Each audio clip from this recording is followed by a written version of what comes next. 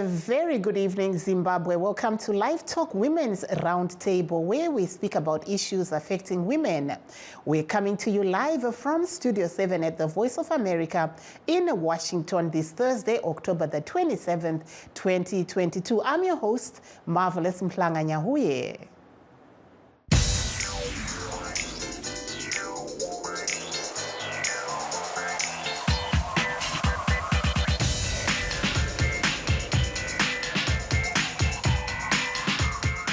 Tonight on the Women's Roundtable, we're looking at Breast Cancer Awareness Month, which comes to an end on October 31st. Throughout the month, health experts have been urging early detection of the disease.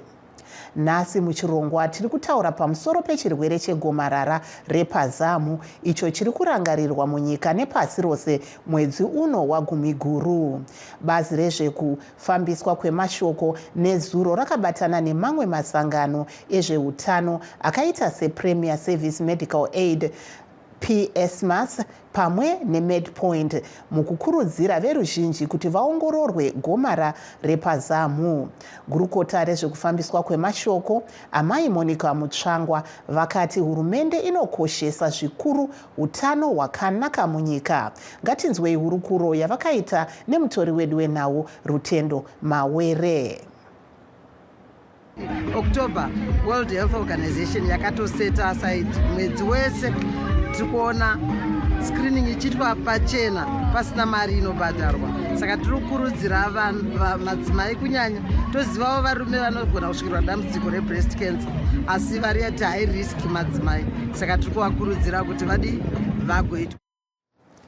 Apo tanga tiri kunzwa gurukota rezvekuburitswa kwemashoko amai Monica Mutsvangwa vachitaura naRutendo Mawere weStudio 7.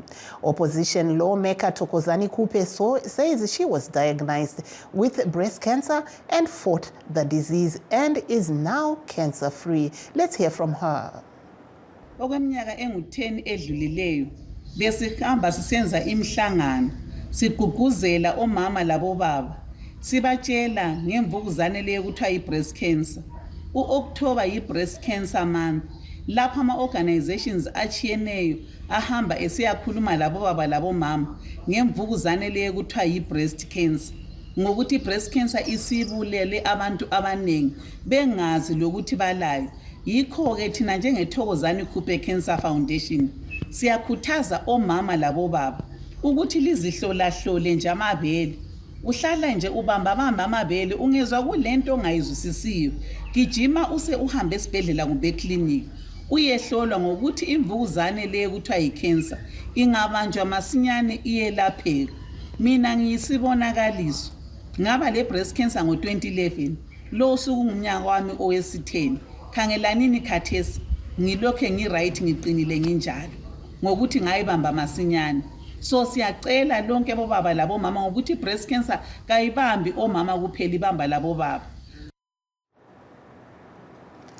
That there was opposition lawmaker Thokozani Kupe.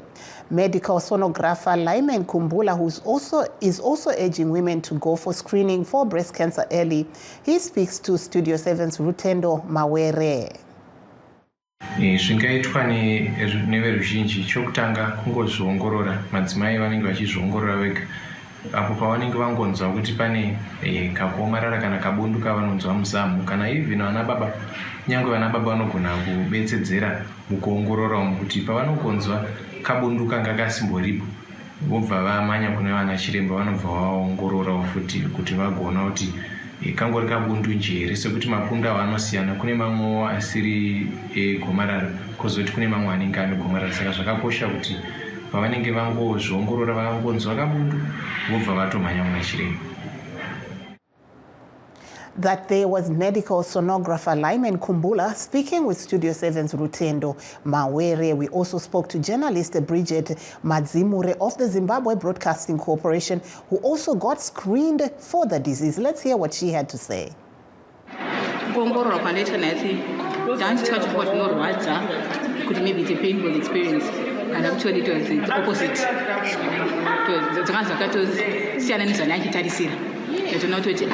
So pasina kana marwadzo andikutombonzwa zvanga zvitonakidza kudzidzawo zvinhu about my body muviri wangu mazamu vachitarisa gomarara kweko kuongororwa pachena kuti mawana mukana sevatorere nawo. Aiwa, zvinhu zvinonakidza zvikuru nekuti mukana uyu unonetsa kuti uwane mukana wacho wakadai.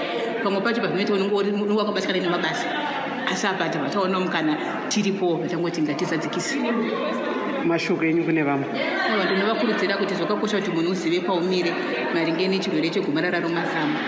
Hazvitombotyisa, hazvitomborwadzi, kungogara uchiziva kuti wakamira sei. Kana uinaro vanokubatsira nzira dzekuti ungararama sei uchitopora uchirapwa. That there was our reporter Rutendo Mawere, who was speaking to journalist Bridget Madzimure of Zimbabwe Broadcasting Corporation. Now let's take a short break. Please don't go away. We'll be right back. The search is on for Africa's best and brightest minds in finance, cybersecurity, technology, and anything digital, making social impact through cutting-edge technologies, innovation, and creativity in Africa. Out of 17,000 candidates from 50 countries in North, Central, East, West, and Southern Africa, only 3 will be selected from the top 10 continental finalists from Egypt, Nigeria, Ghana, Zimbabwe, Kenya, and Cameroon. Join the U.S. Chamber of Commerce and its prestigious partners, including the Voice of America, when the 3 finalists are featured at the U.S. Africa Leaders Summit in December 2022 in Washington. Stay tuned. For those that have just joined us, please note that we are live streaming on all our Facebook pages, VOA Shona, VOA Studio 7, and VOA Ndebele. We're also live on YouTube, VOA Zimbabwe. And for perspective, we are now joined by our guest, Lovemore Mukurirofa, the Information Officer of the Cancer Association of Zimbabwe. I understand we have him on the line while we wait for our other guests to join us. Hello, Mukurirofa, makadi yenyu? Nosara makadi zvenyu. Aiwa, tiri wadi. Tinoona mwedzi uno imwedzi wokurangarira gomarara repazamu. Zvii zvamungataurawo veruzhinji kuti zvingange zviri kuitika panguva inoi? Mwedzi uno wagumiguru tinocherechedza gomarara remazamu munyika ino yeZimbabwe. Cancer Association of Zimbabwe ine tichikurudzira zvizhinji kuti vanhu vaite nhaurirano dzakasiyana-siyana pamusoro pegomarara remazamu munyika yose. Nhaurirano idzi dzinobatsirawo kuti vazive chokwadi pane zvakanangana negomarara izvi, kuri kudzivirirwa kwaro nokubatsira kuti rikasire kubatwa uye nokurapwa kwaro uye nokubatsirwawo kweavo vanenge vaita gomarara iri kuti varege kutambura vari vega asi vawane rubatsiro. Ndo zvatine tichikurudzira mwedzi uno wagumigiro. Uye isu sebazi reCancer Association of Zimbabwe tine tichiitazve kuongorora yatinoti breast health examination, kuongorora mazamu kuti kenza ikasire yabatwa isati yapararira nomuviri. Sokuziva kwenyu kuti munyika ino zvikamu 70 kubva muzana zvinozouya kuchipatara kenza ichinge yapararira nomuviri 80%. Saka zvakakosha kwazvo kuti tiwane mukana wokudzidzisana pamusoro pegomarara iri kuti kana riripo rikasire kubatwa risati rapararira nomuviri. Nyika yedu ino yeZimbabwe inyika ichiri kubudirira yatinoti developing country isina zvokushandisa zvakanyanya kukwana. Saka naizvozvo kudzivirira kunokunda kurapa. Ndosaka tinyanya kutora mwedzi uyu semwedzi wakanyanya kutikoshera kuti kana tichinge takasira kuti ibatwe zvinobva zvaita kuti ive nyorewo kurapwa uye kuti kurapwa kwayo kusanyanya kudhura. Let's just go into English. You know that some of the people that were diagnosed of breast cancer, I had a conversation with a lady who's actually in Harare Hospital who's saying that the costs are very prohibitive. What are your views on this? Yes, it's true, because generally the cost of cancer, be it diagnosis cost or treatment cost, is still high. It's very different from HIV and AIDS, where they receive free screening and also free treatment, free ARVs. In cancer, we haven't reached the stage where we are having a cancer fund which can support cancer patients. So those people who are supporting cancer patients are doing it at organizational level. Hakusati kwava nourongwa hwenyika yose hwakanangana nezvekuti vanhu varapwe pachena. Saka kutaura kwavari kuita kuti zviri kuvadhurira ichokwadi, zvinodhura paviri. Pekutanga ndepekuti maservices ecancer they are found in Harare and Bulawayo. What we mean is that people have to travel a long distance from rural areas to access this treatment as a result of centralization. So they are likely to be a transport cost and accommodation cost on top of the cost of treatment that they are receiving. So it's true that is the current situation, and we are still hoping for improved cancer services. Pane vamwe vari kuvhunzawo tichati hedu tizotora makolas but vari kuvhunza kuti gomarara iri rinowanikwawo muvarume here, uyezve kana uri munhu murume unoriona sei? Hongu ichokwadi, gomarara rekenza igomarara rinotangira pane yatinoti chirungu breast tissue. Saka kana tikatarira varume navakadzi vose vane nhengo iyi inonzi breast tissue, nekuti mazamu edu ari pamusoro pebreast tissue iyeyi. Saka varume nevakadzi vanogona kuita gomarara remazamu, asi musiyano uripo ndewekuti zamu romudzimai rine machubhu anofambisa mukaka nemamwewo machubhu anogadzira mukaka. Saka zvoreva kuti kuvhurika kwarakaita mukati mumachubhu imomo kunobva kwaita kuti mukana wekuita kenza ukure mumachubhu iwawo atataura naanogadzira mukaka naanofambisa mukaka kuya kumunyatso. Saka mukana wacho wekuzoita gomarara remazamu kuvakadzi unenge wakati kure. Kana tichitarira uwandu hwevarume vanoita kenza yezamu, tingangoti mumwe chete kubva muzana 1 to 100, kureva kuti pangaita murume mumwe chete angava nemadzimai 100 anoita gomarara iri. Saka rakawandira kuvakadzi. Asi chatinonyanya kuona zvikuru munyika yedu yeZimbabwe ndechekuti kana gomarara ireri remazamu richinge raitika kumurume rinenge richinyanya kuva nesimba kwaari zvakanyanya, yatingati kenza inenge ichinzi pachirungu aggressive. Rinenge rine simba, uye chinonyanya kuzoripa simba gomarara remazamu rinobata varume ndechekuti varume vazhinji munyika ino yeZimbabwe havatarisiri kuitira gomarara iri, havatarisiri kuti vangariita gomarara iri. Saka naizvozvo kunyange vakanzi vanaro risati rapararira, vanononoka zvakare kuenda kuchipatara, nokuti zvinovatorera makore akawanda kuti vazobvuma kuti zviro kwazvo ndava negomarara remazamu, nokuti pakuziva kwavo vanoziva kuti gomarara remazamu rinobata vakadzi chete. Saka iye akazonzi nachiremba wava negomarara rezamu, zvinomutorera nguva achitadza kuzvinzwisisa. Iya nguva yatinokuti pachirungu denial inobva yarebesa, ononoka kuenda. Paanozouya kuchipatara gomarara iri remazamu rinenge ratiririra. Saka kunyange vari vashoma varume vanoita gomarara remazamu, asi tinoona kuti rinovakanganisa zvakanyanya kutodarika vakadzi vanoita gomarara iri. Uye chimwezve chandingada kutaura takanangana negomarara remazamu kuvarume ndechekuti muno munyika yedu yeZimbabwe mastatistics edu uwandu hwevanhu vane gomarara iri tinozviona kuti variko varume vanaro, asi kudzidziswa kwaro kuvarume kwakati bererei pakuti pamwe pacho hatiwani varume vanosununguka kubuda pachena kuti inini ndinorarama ndine gomarara rezamu. Sei zvakadaro? Sei varume vachiona zvisina sei varume vachiona zvisiri nyore kuti vabude pachena kuti vabatwa nedambudziko regomarara repazamu? Pamwe zvimwe zvinogona kunge ari makuriro, uye kuti chirwere ichi zvachisati chatekeshera munyika ino yeZimbabwe hapana kumbodzidziswa zvakanyanya pamusoro pegomarara iri kuti ringabatawo varume. Uye munomu munyika yedu inei gomarara rinonzi remuromo wechibereko ndo rakatanga kudzidziswa nezvaro akanangana nemakenza ese. Saka varume vazhinji vachangova chijairira kuti panongotaurwa nezvekenza pane pachitaurwa nezvemadzimai.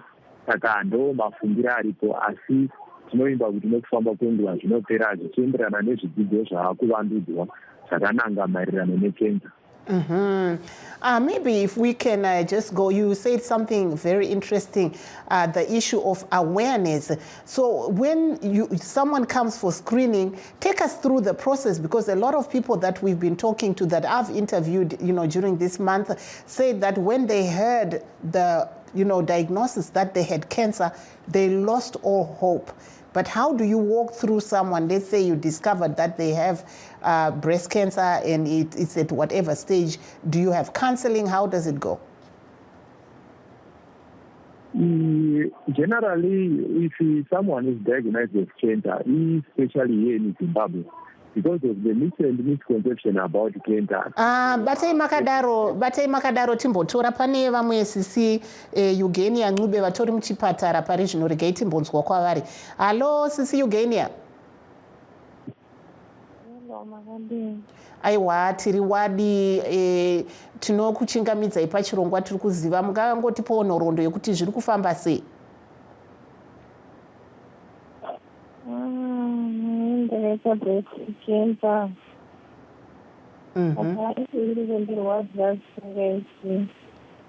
Apa muri kupi? Achofamba ne3 days ndaandiswa kuHarare hospital. kuHarare hospital ndo kwamuri pari zvino? Ndo kwandiri pari zvino. Saka vana chiremba vari kuti chii? Fofama matesi vari kuti vanoda kuti aise. Mamwe acho handisati tabudirira kuti ndinaitini chairman. Pari kudeedzerwa mari yakawanda sei kuti muwanikwe muchiitwa kuongororwa uko? Zvinoenderana nestage tiri kuda kuitwa sofa. Zvavari kuti zvinoda kuitwa zvacho nezvozvo vari kuti iko pachipatara paiti. Saka maybe vanenge votoda nawo vamwe amaprivate vanofana kuzviita. Sezvinotaurisa avo kuti vanochaziva sei. Saka kana paine vakateerera vangada kubatsira imari yamungati muri kuda kuti mukwanise kuti murapwe kwamuri kuHarare hospital? Ndinoona kuti ngizinda rafanda pedzewo maybe ikasvika 300 dzinogona kukwana. Okay, saka 300 ko mune phone here mubva madeedzera phone number dzenyu kuitira kuti vamwe vakateererawo vanokwanisa kubatsira vanogona kukutumirai mameseji kana kuona kuti vanhu voita sei? Ndinayo. Taurai yenyu namba dzenyu. 0774 958 144. Taurai zvakare. 0774 958 144. Batai makadaro timbo pinza munyarikani vedu vari pano. Mukoma muri kunzwa zviri kutaurwa naSisi Eugenia vari kutori kuchipatara pari zvino. As the Cancer Association, are there any ways that you help such patients like the lady that we're talking to who's actually at Harare Hospital? Hello, Mr. Lovemore? Yes. Hello, I can hear you. Yes. Are there any resources or any organizations that can assist such cases as the case that we have a lady who's actually in hospital at Harare Hospital right now? There are some organizations that can assist. The Cancer Association of Zimbabwe has a program called the Cancer Drug Support. Saka hatizosapoti vanhu kuvapa mari asi tinosapota kana vachinge vanyorerwa nemachiremba avo maprescription mishonga yavanenge vanzi vatenge iyaiyi. Mana chiremba vavo vari kugovernment hospital vanobva vavanyorera referral slip kuCancer Association of Zimbabwe, vobva vauya neprescription yavo yakadhinzwa kuhospital ikoko. Kana vasingakwanisi kuuya vanotuma hama yavo vauya nayo madrugs avanenge vakanyorerwa kana arimo instock, nokuti tinostoka madrugs vobva taita kuti aende kuchipatara ikoko vobva vandopiwa. Saka assistance hongu tinayo, asi assistance yedu haisi yokupa munhu mari saka kuti mari inonetsa kuiwanawo, asi tine mamwe maorganizations anogona kutitengera mishonga idzodzo tobva tadzichengeta. Kana pakaita murwere anenge achidzida, dziripo dzacho dzakachengetwa anobva apiwa. Saka batsirira atinoita, asi tichiri papo ndoda zvekutaura kuti muZimbabwe cancer payasvika iko zvino yakunyanya kuafekta vanhu vakawanda tikatarira uwandu hwevanhu tichitarira kubva kubazi rezvenational cancer registry. Saka vanhu vanouya vachida kubatsirwa namadrugs kana nedzimwe nzira dzokubatsira vawanda kudarika uwandu hwemaresources aripo. Saka ichokwadi kuti zviri kuitika uye idambudziko. Okay, saka vasisi Eugenia Ncube kana vane mishonga yavari kuda vanogona kuti vauye vatume munhu kana kuuya kuorganization yeCancer Association ikoko? Ivo nekuti vari admitted tingangovakurudzira kuti vakangofona pa0242707444 vanobva vataura nemanesi ari ikoko vobva vatotumira prescription yavo even pafoni. Zvobva zvabatsira nekuti kubva patanga COVID-19 apo taitoti mapatients akangotumira prescription yavo pawhatsapp number yeCancer Association. Tipeiwo namba iyoyo zvakare. Vabatsira kunyange vasina kuuya. Tipeiwo namba iyoyo zvakare. Ndingatadza kuiziva nomusoro pandiri panapa.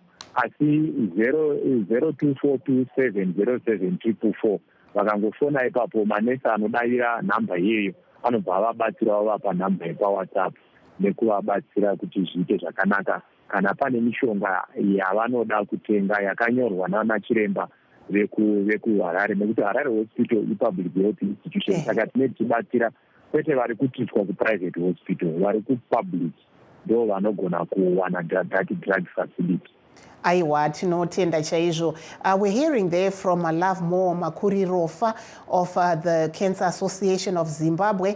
We were discussing, we had a lady, Eugenia Ncube, who's actually a cancer patient at the moment, who is battling to raise funds to enable her to get treatment. So the Cancer Association is saying they can help with medication, but as for treatment, they are not prepared to actually put in any funds. So if there are any more wishes out there, please reach out to Eugenia Ncube. Let's go back to the Cancer Association. You were talking about the numbers. What do the numbers look like when you look at what has happened in the past? Has there been like a major spike in the number of people actually getting, breast cancer in the country? There is an increase in the number of cancer cases generally. When Zimbabwe started to collect these statistics in 2005, up to now, the cancer cases are increasing every year. For example, the latest statistics available from the Zimbabwe National Cancer Registry, that's the 2018 statistics, are showing that 7,841 new cancer cases were recorded in 2018. And out of that, 80% were breast cancer cases. And also, from the more than 2,500 cancer deaths that were recorded in that year, 7% were breast cancer cases. So it's very significant. Then it is also very common among non-black women as compared to black women. For example, the statistics are showing that among black women, the percentage of the non-black women cancer burden is 36%, while it's among the black women, it's 13%. So you can actually see that breast cancer is very significant in Zimbabwe. Thank you. Numbers are increasing. Thank you. Please hold on. Stay on the line. We have a live caller on the line. Hello, caller Makadi yenyu. Aiwa, tiri kutaura nani muri kupi? Muri kutaura naEdna Madono, ndiri kuSouth Africa, Joburg. Aiwa, maita zvakanaka. Pano tina Love More Makuri Rofa veCancer Association of Zimbabwe. Kana muine zvamuri kuda kuziva pamusoro pegomarara rezamu, munogona kubvunza yenyu, vanobva vakupindurai. Alright, indoda kukumbira kubvunza kuti gomarara rezamu iri bundu racho rinenge riri mukati here kana kuti rinenge riri kunze? Ava Makuri Rofa manzwa hanzi nakola bundu rinogara richitaurwa iri rinenge riri mukati here mezamu kana kuti kunze? Kola abvunza zvakanaka. Bundu regomarara rinoita gomarara, mapundu aya anenge ari mukati mezamu. Hongu nokufamba kwenguva zvichienderana nemastages aya ekenza, rinogona kuzokanganisa kunze zvokuti zamu rinozoonekwa yatinoti disfigurement iya kuti paita bundu kunze. Asi isusu tinonyanya kukurudzira kuti pamaexaminations aya titoona richiri mukati ndo zvinenge zvakanaka. Ndo saka asi mapundu atiri kutaura nezvawo asi ose bundu rega rega riri muzamu rinotonzi yatova kenza. Munhu anogona kuita bundu rikatokura, asi kana pakazoonekwa vana chiremba vachiongorora vanobva vaona kuti ibundu haro asi harina kenza mukati maro. Saka chokwadi ndechekuti haasi mapundu ese anoita muzamu anova breast cancer. Tikatotarira statistics dzotoratidza kuti 8/10 kureva kuti masere kubva mugumi haasi ane kenza. Tinongova ne2 ayo kubva mugumi ndo anogona kuita kenza. Saka zvireve kuti bundu rangoitika bedzi ratova kenza, asi tichida kuti kana munhu ariona rinofanira kuti rindoongororwa kuchipatara chiri pedyo naye. Regai tinzwe Sister Edna, mune mumwe mubvunzo here tisati taenda kune vamwe? Aiwa, ndiwo mubvunzo wandaenda kubvunza, nototi zvazvichindinetsa kutoti kana ukabata handitika bazamu unonzwa kalambo mukati woti ibundu rekenza here kana kuti harisi. Tisandada kunzwa asi unenge usinganzwi pain.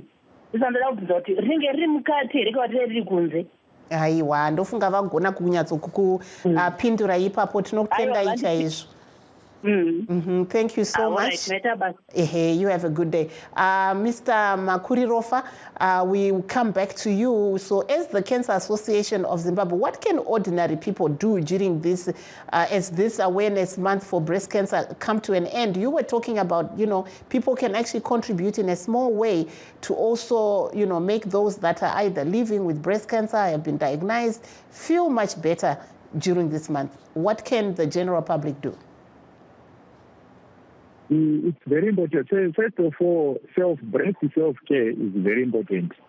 They should learn how to examine their breast so that they become familiar with their breast or the whole chest area, so that they will be able to pick an abnormality early.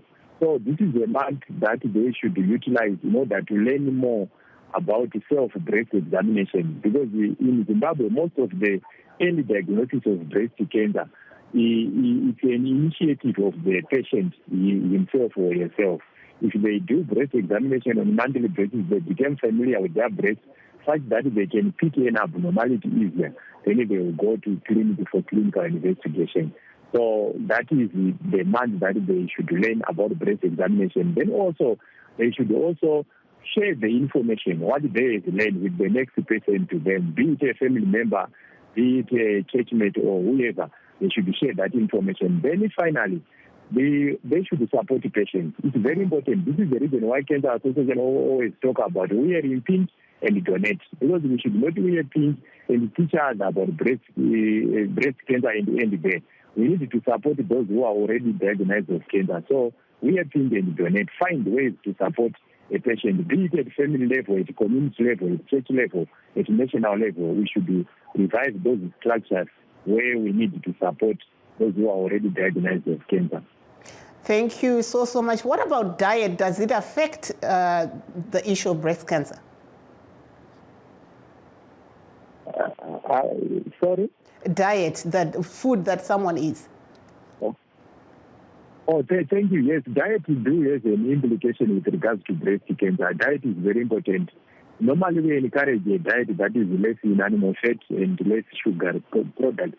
It's very important that we have a healthy diet. I think in Zimbabwe, they know of a healthy plate. Thank you. We should avoid. Thank you so much. We'd like to thank Mr. Lovemore Makurirofa, who is the PR for the Cancer Association of Zimbabwe, and all our valued guests that called into the show. Thank you very much. And all those that were streaming with us on VOA Shona, VOA Ndebele, and VOA Studio 7. Thank you very much. Let's meet again tomorrow on Live Talk. I'm Marvelous Mplanga Nyahuye in Washington saying have a very good night.